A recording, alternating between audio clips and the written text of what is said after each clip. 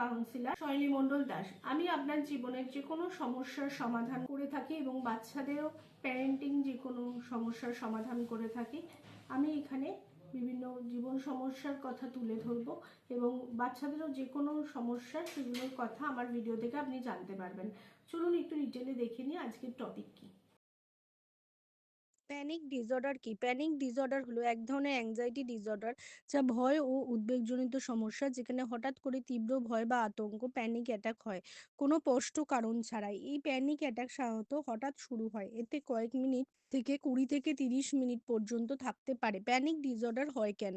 এটা নির্দিষ্ট কারণ সবসময় থাকে না, তবে কিছু সাধারণ কারণ হলো অতিরিক্ত মানসিক চাপ বা স্ট্রেস, পড়াশোনা বা কাজের চাপ, পারিবারিক সমস্যা, বড় কোনো দুশ্চিন্তা বা ভয়।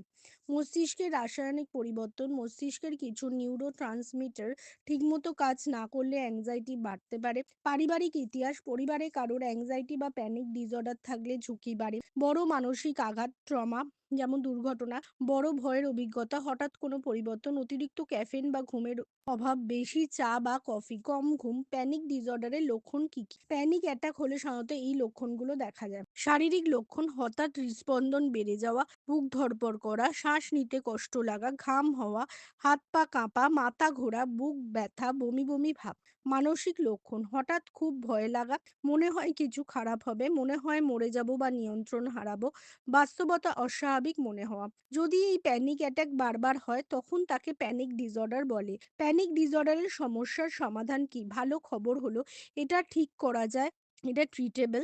সাধারণত সাইকোলজিস্টের সাহায্য নিয়ে ধীরে ধীরে থেরাপি ও কাউন্সিলিং এর মাধ্যমে। সিবিটি, কগনিটিভ বিহেভিয়ারাল থেরাপি, খুব কার্যকর। প্যানিক অ্যাটাক হলে কি করবেন? এই কাজগুলো সাহায্য করতে পারে: স্লো ব্রিদিং, সেকেন্ডে শ্বাস নিন, সেকেন্ড ধরে রাখুন, সেকেন্ডে শ্বাস ছাড়ুন। রিল্যাক্সেশন টেকনিক, চোখ বন্ধ করে ধীরে ধীরে শ্বাস নেওয়া, শরীর ঢিলা রাখুন, নিজেকে বোঝান এটা প্যানিক অ্যাটাক, এটা একদিন চলে যাবে।